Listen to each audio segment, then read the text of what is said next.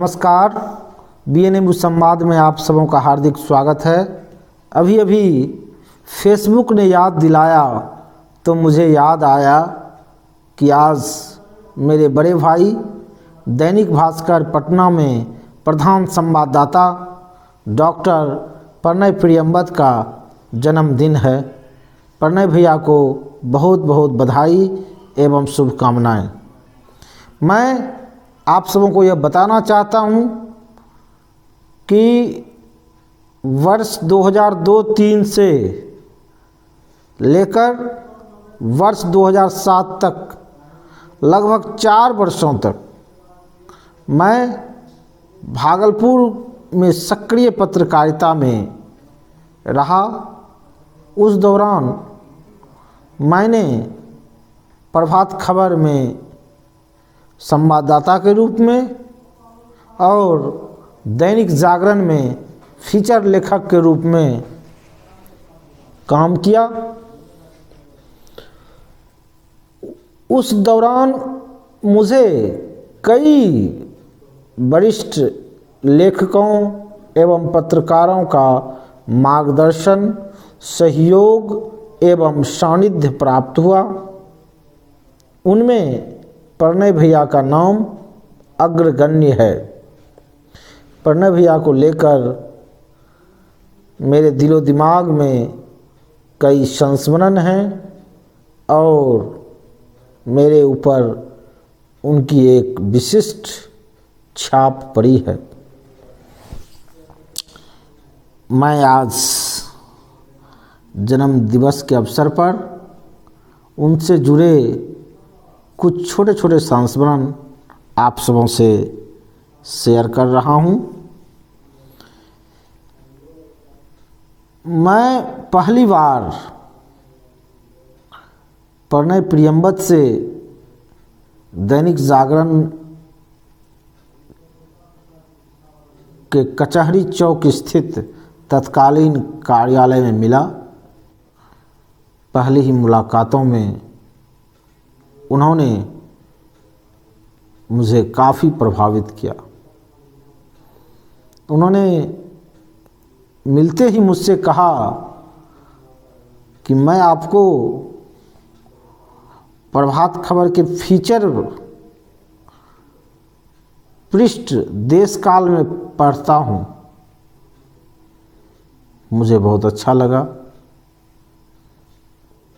और मैंने दैनिक जागरण में फीचर लिखने की ख्वाहिश जाहिर की तो उन्होंने कहा कि कुछ दिनों पूर्व ही वो मेरा एक आलेख छाप चुके हैं।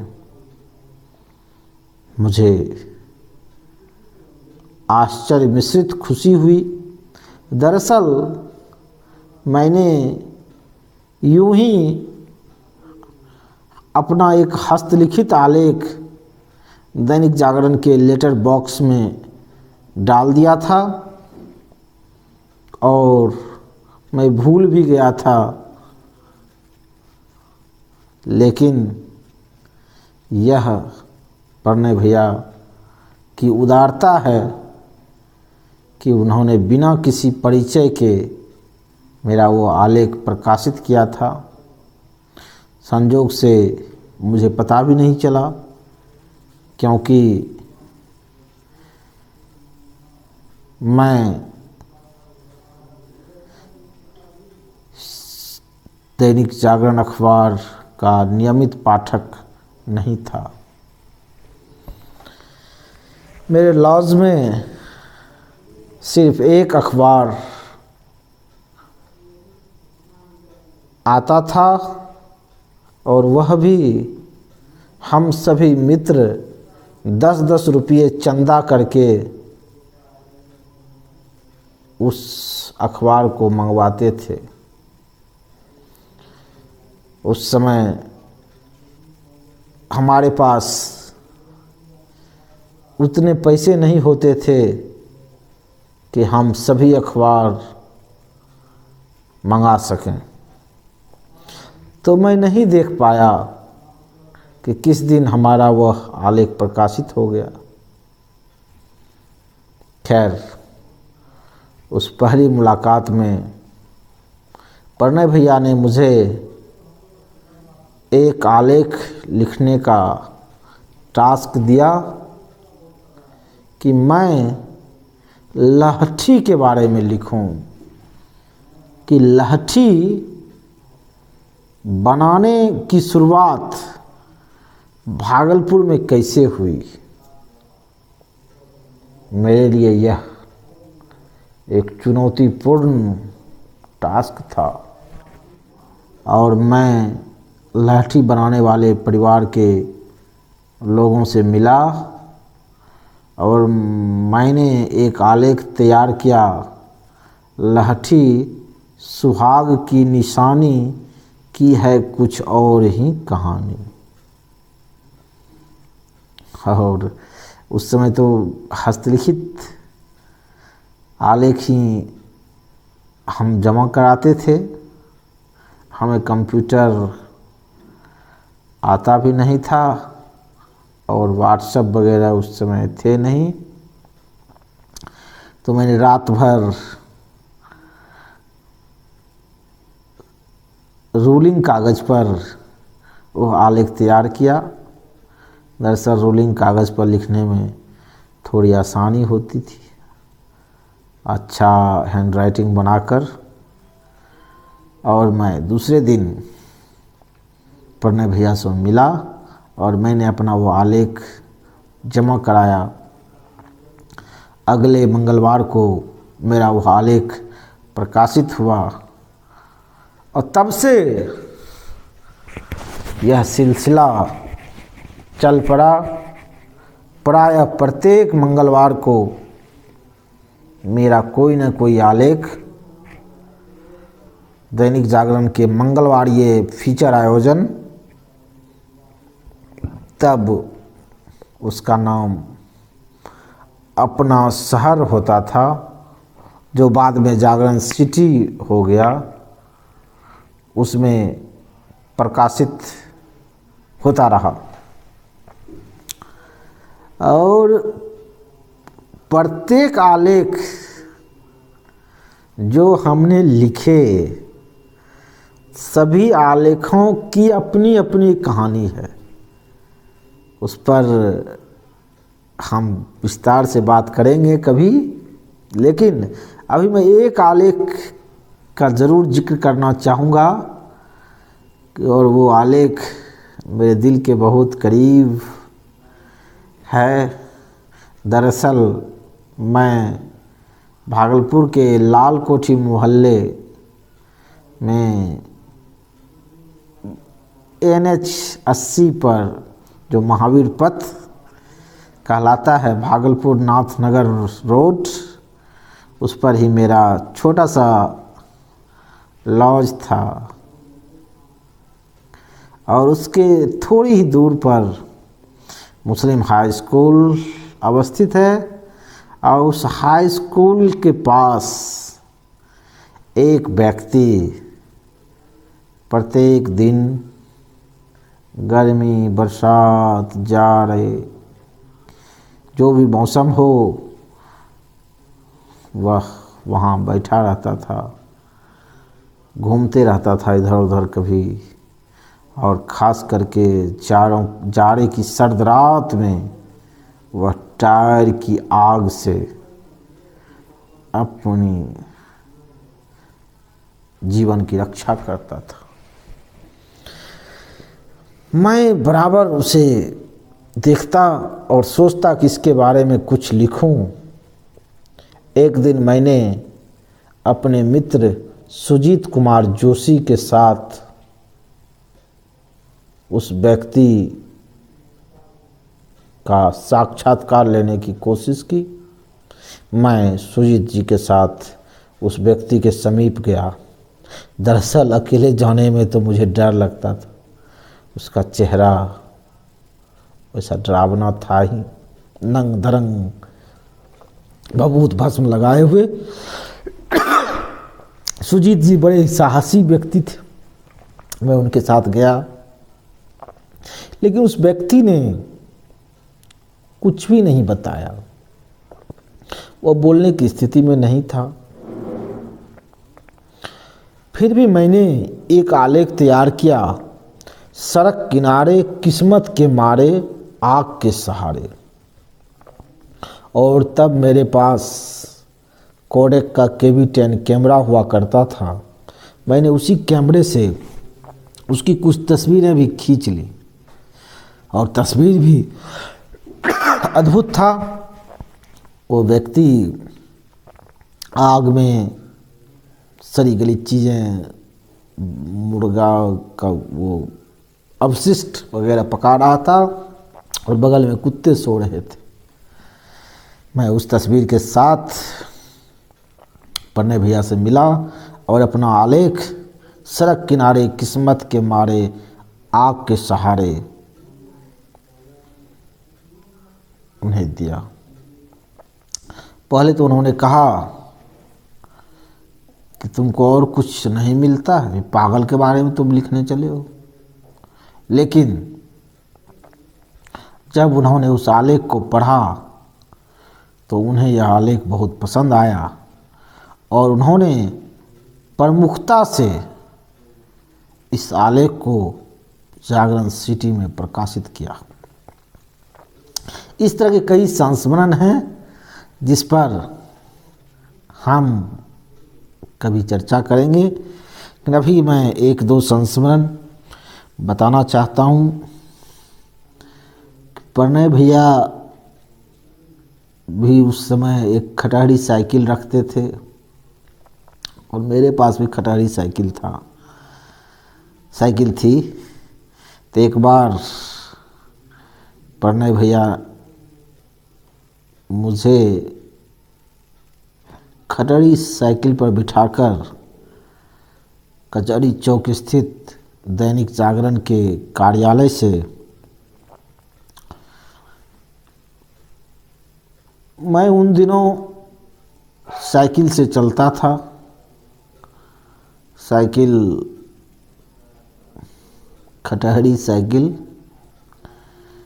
उसी से मैं लाल कोठी से कचहरी चौक, कभी कभी तो दिन में 2-2 बार जाता था। मुझे याद है कि एक बार उसी खटहरी साइकिल पर हम और प्रणय भैया कचहरी चौक से बिखनपुर तक गए थे। प्रणय भैया साइकिल चलाते हुए मुझे अपने घर तक ले गए थे। प्रणय भैया के आग्रह पर या उनके आदेश पर मैंने तब बिखनपुर आवास पर जाकर प्रोफेसर डॉक्टर रामजी सिंह का भी एक लंबा साक्षात्कार लिया था और उनका पूरा प्रोफाइल लिखा था, जिसका शीर्षक मैंने दिया था कि मैंने गांधी का नमक बहुत खाया है।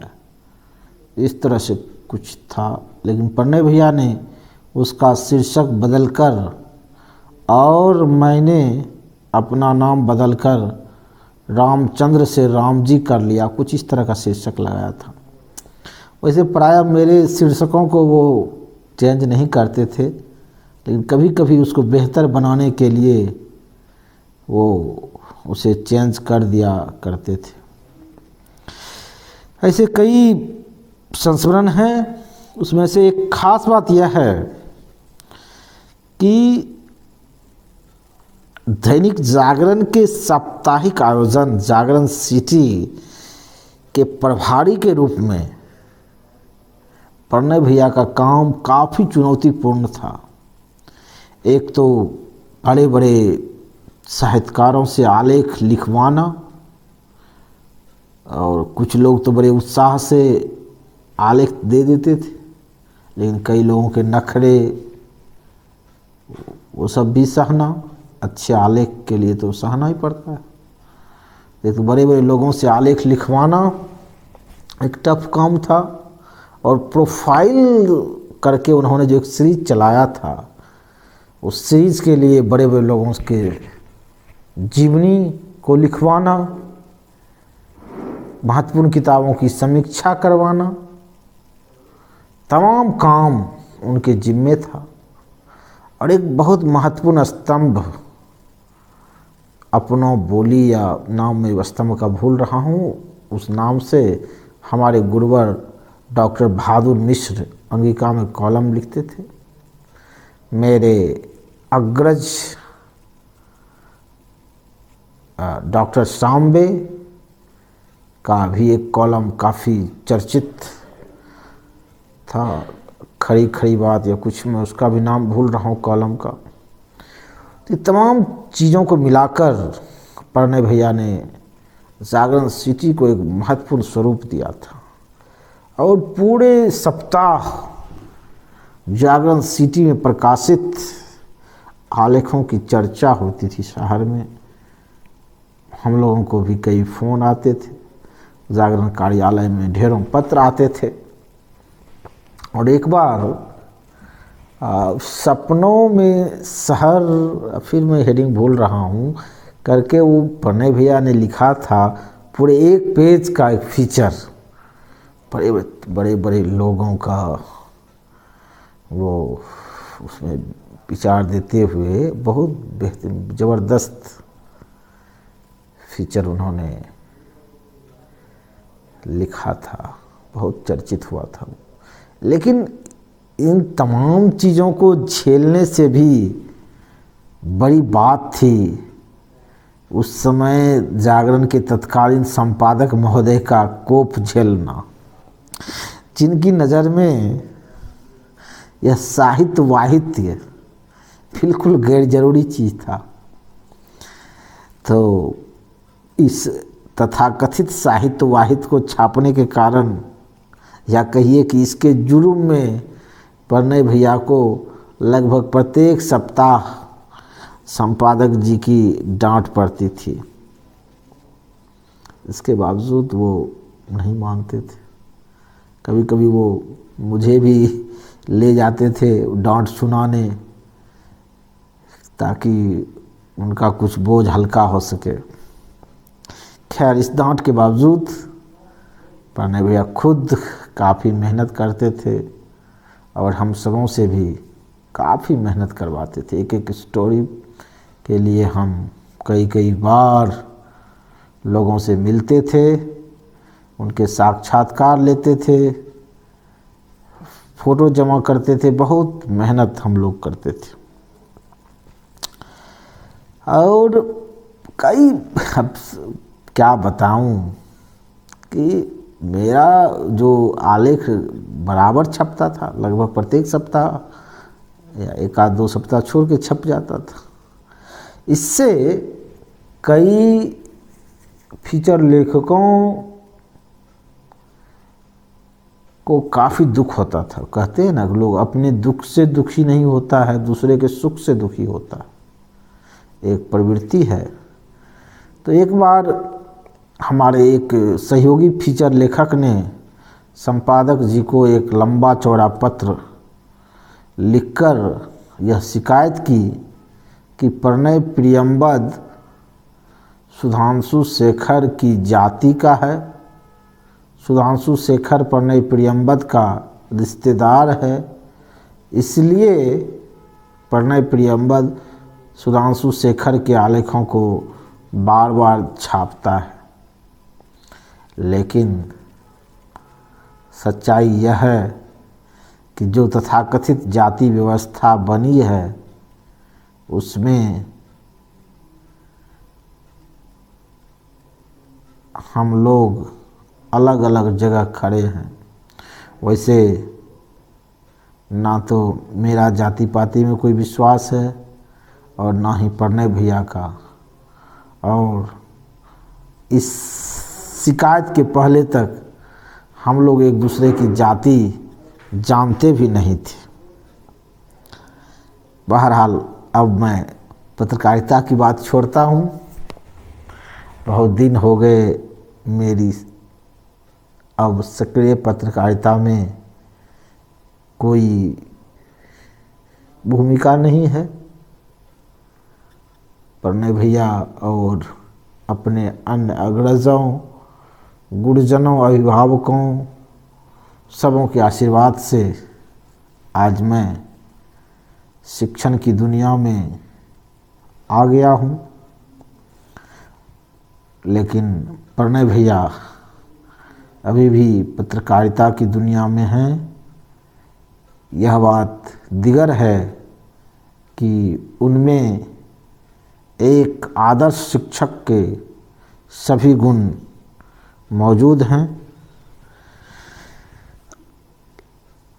लेकिन आज भी प्रणय भैया के साथ हमारा आत्मीय संबंध बरकरार है और मैं यहाँ इस बात का अवश्य जिक्र करना चाहूँगा कि मैं लंबे समय तक भागलपुर के जिस लॉज में रहा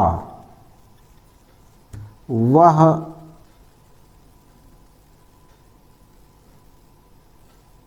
बिल्कुल कम सुविधाओं वाली जगह थी। आप सभी जानते ही लॉज कैसा होता है स्टूडेंट के रहने के लिए। वैसे मैंने वहाँ उस लॉज में कुल 8 कमरे थे, जिसमें से 3 कमरा मैंने ले रखा था।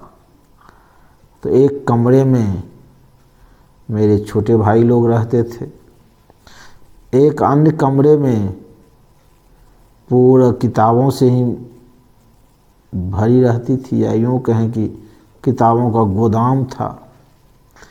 एक बीच का कमरा जिसमें मैं लंबे समय तक रहा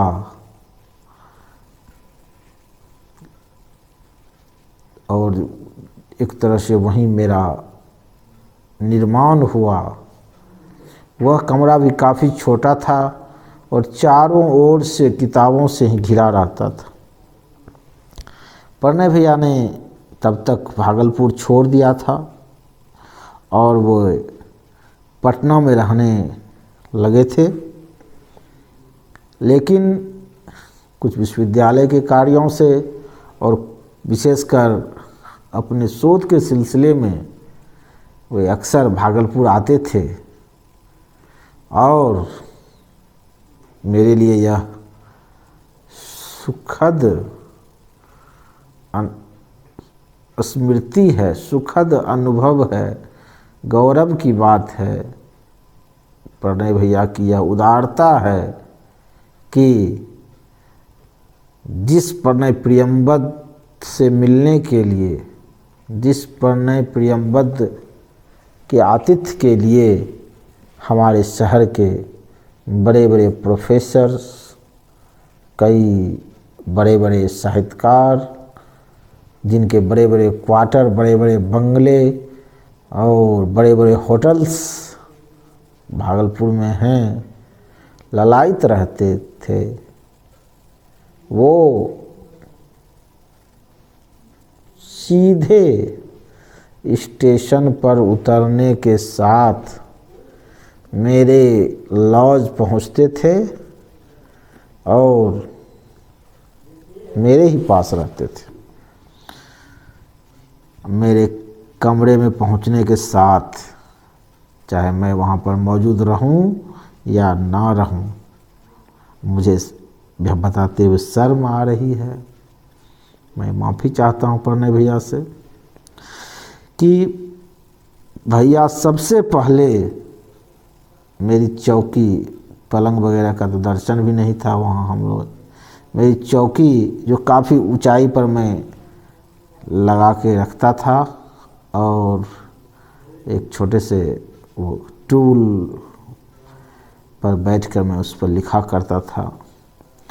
तो उस चौकी पर बिखरी हुई किताबों को पहले वो समेटते थे, बेड झाड़ते थे और फिर पूरे कमरे में, लॉज के बरामदे में झाड़ू लगाते थे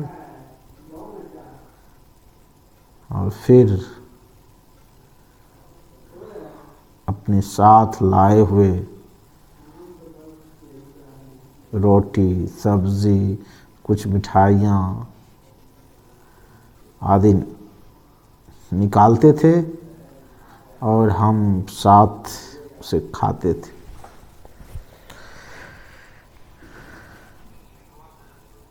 ओ गजब की उनके अंदर एक आत्मीयता मैंने देखी है। वैसे मितभाषी हैं, प्रणय भैया बहुत कम बोलते हैं, लेकिन प्रेम को अभिव्यक्त करने का उनका तरीका कुछ विशिष्ट है और वह हमें गहरे तक प्रभावित करती है। मुझे इस बात का गर्व है कि मैं उनसे जुड़ा हूँ और मुझे उनके छोटे भाई होने का गौरव प्राप्त है। जब मैं बड़े बड़े साहित्यकारों, बड़े बड़े लेखकों के साथ उनके फोटोग्राफ्स देखता हूँ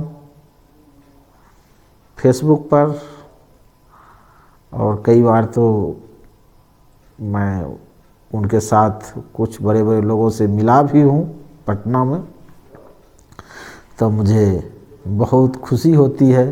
कुल मिलाकर प्रणय भैया के साथ बिताए हुए क्षण मेरे जीवन की अनमोल धरोहर है और मैं उन क्षणों को बार बार जीना चाहता हूँ, बार बार स्मरण करना चाहता हूँ। जैसा कि प्रणय भैया ने अपनी एक कविता वह क्षण में लिखा है, प्रणय भैया के शब्दों में, मौसम हमें उपलब्ध कराओ वह क्षण जिसमें हम जी सकें अपनी सबसे अच्छी स्मृतियों, जीवन के सबसे सुंदर संगीत, सबसे आत्मीय चिट्ठियों, सबसे करीबी दोस्तों, अपनी सबसे पसंदीदा चीज़ों और दुनिया की सबसे सुंदर कविताओं के संग। मैं ईश्वर से प्रार्थना करता हूँ कि मेरे बड़े भाई को और अधिक यश, कीर्ति एवं ख्याति दे और उनका भविष्य उज्जवल हो। भैया को मेरा सादर प्रणाम और आप सबों के प्रति हार्दिक धन्यवाद। नमस्कार। अंत में आप सबों से सादर अनुरोध है कि आप इसी तरह बीएनए न्यूज़ संवाद से जुड़े रहें। हम आगे कुछ और भी रोचक जानकारियों के साथ आप सबों के बीच उपस्थित होंगे। अभी फ़िलहाल हमारे विश्वविद्यालय में हमारी व्यस्तताएं कुछ बढ़ गई हैं, इसलिए हम गांधी विमर्श एवं अपनी अन्य महत्वपूर्ण श्रृंखलाओं को आपके समक्ष नहीं ला पा रहे हैं, लेकिन शीघ्र ही हम